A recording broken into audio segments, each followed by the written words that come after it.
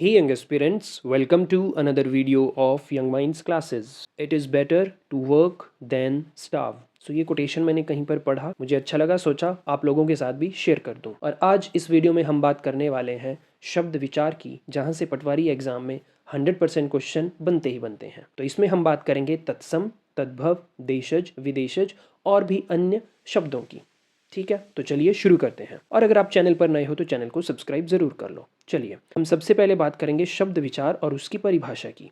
एक या एक से अधिक वर्णों से बने सार्थक ध्वनि समूह को शब्द कहते हैं। शब्दों के भेद, उनकी उत्पत्ति, रचना, प्रयोग एवं अर्थ के आधार पर शब्दों के भेद किए गए हैं। जैसे सबसे पहला जो आधार है वो है उत्पत्ति के आधार पर, जिसमें हिंदी भाषा में संस्कृत, विदेशी भाषाओं, बोलियों एवं स्थानीय संपर्क भाषा के आधार पर निर्मित शब्द शामिल हैं। हम सबसे पहले बात करेंगे तत्सम शब्द। तत्सम माने तत् जमा सम, जिसका अर्थ हो गया उसके समान, अर्थात किसी भाषा में प्रयुक्त उसकी मूल भाषा के शब्दों को तत्सम कहते हैं। जैसे हिंदी की मूल भाषा संस्कृत है, अतः संस्कृत के वे शब्द जो हिंदी में ज्यों के त्यों प्रयुक्त होते हों उन्हें हम तत्सम शब्द कहते हैं। यानी हिंदी में संस्कृत शब्द जब प्रयोग होगा तो वे शब्द तत्सम कहलाएंगे। जैसे अट्टालिका, उष्ट्र, कर्ण, चंद्र, अग्नि, आम्र, गर्दभ, इस तरह से। अब इन्हीं शब्दों का परिवर्तन जब हिंदी में कर दिया जाएगा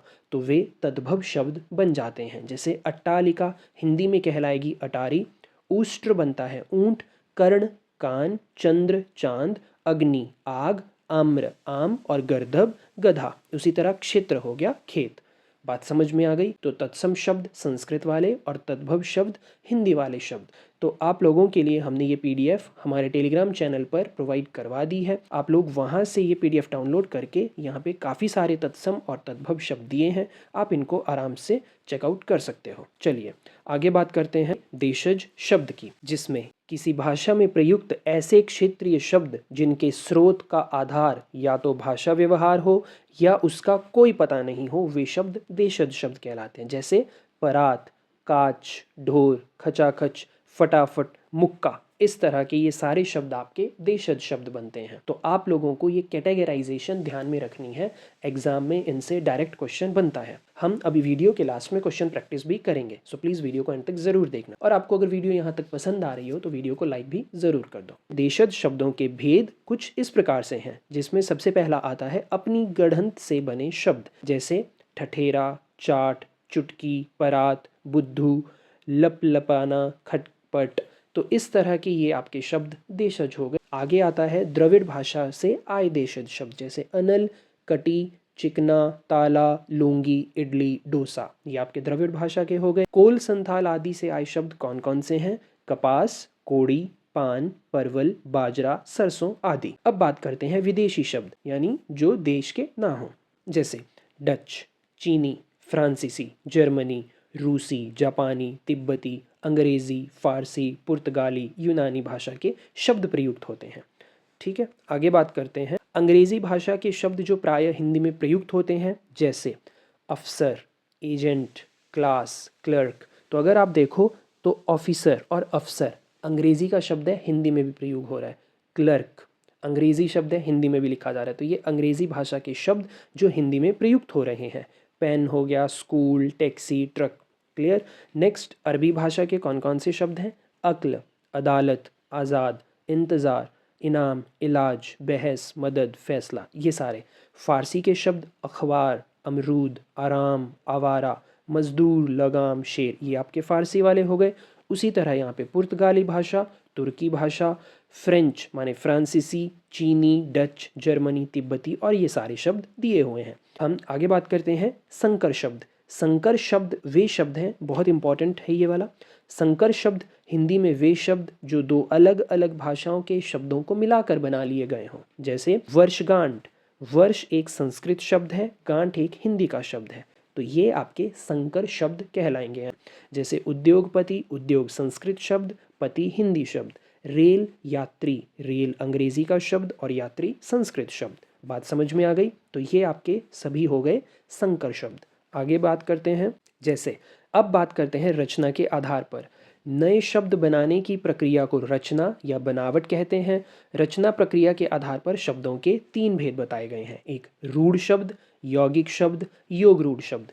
रूढ़ शब्द वे शब्द जो किसी व्यक्ति, स्थान, प्राणी और वस्तु के लिए वर्षों से प्रयुक्त होने के कारण किसी विशिष्ट अर्थ में प्रचलित हो गए हों, वे रूढ़ शब्द कहलाते हैं। जैसे दूध, गाय, रोटी, दीपक, पेड़, पत्थर, देवता। तो ये आपके क्या है, किसी व्यक्ति, स्थान, प्राणी और वस्तु के लिए वर्षों से प्रयुक्त होते आ रहे शब्द, वो आपके रूढ़, हम कहते हैं ना एक रूढ़िवादी सोच, तो बस आपने वहाँ से ध्यान में रखना है। रूढ़िवादी सोच यानी जो हमारे एंसेस्टर्स, हमारे पूर्वजों से जो एक विचार चला आ रहा है, तो ठीक उसी तरह हमारे पूर्वजों से जो एक शब्द चला आ रहा है, वे रूढ़ शब्द हो गए। आगे बात करते हैं यौगिक शब्द। ऐसे शब्द जो 2 या 2 से अधिक शब्दों से बने हैं।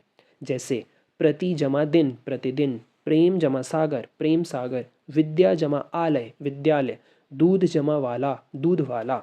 ठीक है, आगे बात करते हैं योगरूढ़ शब्द। वे यौगिक शब्द जिनका निर्माण पृथक पृथक अर्थ देने वाले शब्दों के योग से हो, वे योगरूढ़ शब्द कहलाते हैं। जैसे पीत प्लस अंबर, पीतांबर। अब पृथक पृथक माने पीत मीन्स पीला, अंबर मीन्स वस्त्र, तो पीला वस्त्र मिलके बन गया पीतांबर। बात समझ में आ गई। इसी तरह दशानन, गजानन, जलज, लंबोदर, त्रिनेत्र, घनश्याम।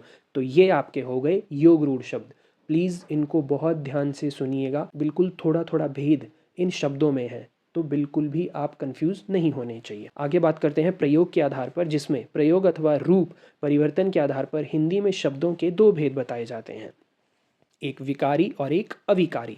विकारी वे शब्द जिनका लिंग, वचन, पुरुष कारक एवं काल के अनुसार रूप परिवर्तित हो जाता है, वे विकारी शब्द कहलाते हैं। विकारी शब्दों में समस्त संज्ञा, सर्वनाम, विशेषण तथा क्रिया शब्द आते हैं। अविकारी शब्द की बात करें तो वे शब्द जिनका लिंग, वचन, पुरुष कारक एवं काल के अनुसार परिवर्तित ना हो, वे अविकारी शब्द हो गए। जैसे इन शब्दों का रूप सदैव वही बना रहता है। आगे बात करते हैं, अच्छा अविकारी शब्दों में कौन कौन से आएंगे, क्रिया विशेषण, संबंध बोधक, समुच्चय बोधक, विस्मय आदि बोधक। बात समझ में आ गई। आगे बात करते हैं अर्थ के आधार पर। अर्थ के आधार पर शब्दों के निम्नांकित भेद बताए जाते हैं। एकार्थी शब्द और आपका हो गया अनेकार्थी शब्द और पर्यायवाची। तो एकार्थी शब्द यानी जिन शब्दों का प्रयोग एक ही अर्थ में होता हो, जैसे धूप, धूप मतलब सूरज की रोशनी, लड़का मीन्स बॉय, पहाड़ माउंटेन, तो ये शब्द हम किसी अन्य अर्थ में नहीं लाते हैं, तो वो एकार्थी शब्द, एक अर्थ वाला।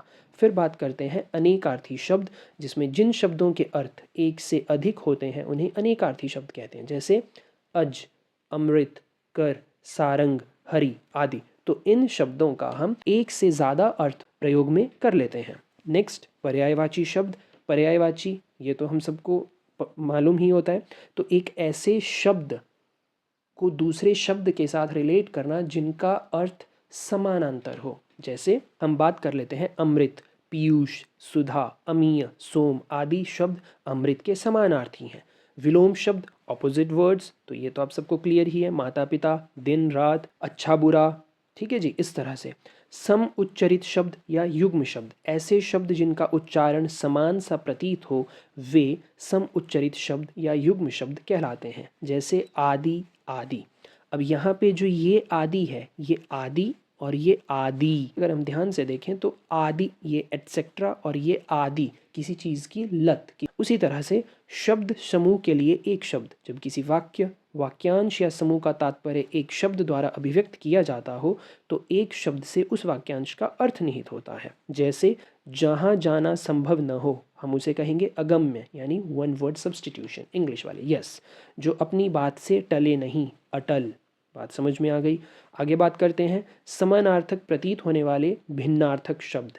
जैसे हम अगर उनको उच्चारण करेंगे तो हमें तो लगेगा कि एक जैसा ही शब्द है, बट उनका जो अर्थ होगा वो भिन्न होता है।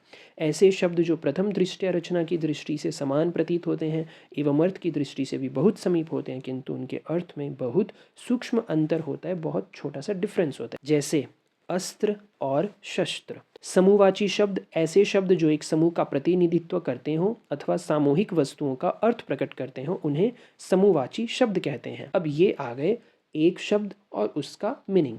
जैसे गट्ठर, लकड़ी या पुस्तकों का समूह, गुच्छा, चाबियों या अंगूर का समूह, गिरोह, माफिया या चोर डाकुओं का समूह। बात समझ में आ गई। आगे बात करते हैं ध्वन्यार्थक शब्द, ऐसे शब्द जिनका अर्थ ध्वनि पर आधारित हो वे ध्वन्यार्थक शब्द कहलाते हैं। इनके उपभेद क्या क्या हैं बात करते हैं। सबसे पहला पशुओं की बोलियां, पक्षियों की बोलियां, जड़ पदार्थों की ध्वनियां। तो दहाड़ना, हम दहाड़ना बोलेंगे सिर्फ शेर को। कुत्ता नहीं दहाड़ता, कुत्ता भौंकता है। तो आपने देखा अक्षर जो है वो बोलियों पर यानी पशुओं की बोलियों पर आधारित रह रहा है। तो ये आपके ध्वन्यार्थक शब्द कहलाएंगे। जैसे गाय रंभाती है, भेड़ बकरी मिमियाती है, सांप फुफकारना करता है, मेंढक टर्राना करता है, चीता गुर्राता है, ठीक है, और म्याऊं बिल्ली करती है। इतना तो हम सबको मालूम है। तो ये ध्वन्यार्थक शब्द हो गए। पक्षियों की बोलियां, चहचहाना चिड़िया करती है, प्यू प्यू पपीहा, काव काव कौआ। उसी तरह जड़ पदार्थों की ध्वनियों को अगर देखें तो बिजली क्या करती है, कड़कड़ाती है, दरवाज़ा खटखटाना, रेलगाड़ी छुक छुक, बादल गरजते हैं, सिक्के खनखनाना, खनखनाते हैं। तो चलिए अब कुछ क्वेश्चंस प्रैक्टिस कर लेते हैं। आप क्या करोगे, मैं प्रश्न पढ़ूंगा, ऑप्शंस आपको यहाँ पर दिए हैं और आपने अपना उत्तर कमेंट सेक्शन में प्रश्न नंबर के साथ लिखकर बताना है। तो मिलते हैं नेक्स्ट वीडियो में। आज के लिए इतना ही। Thank you so much for watching. Till then, Jai Hind.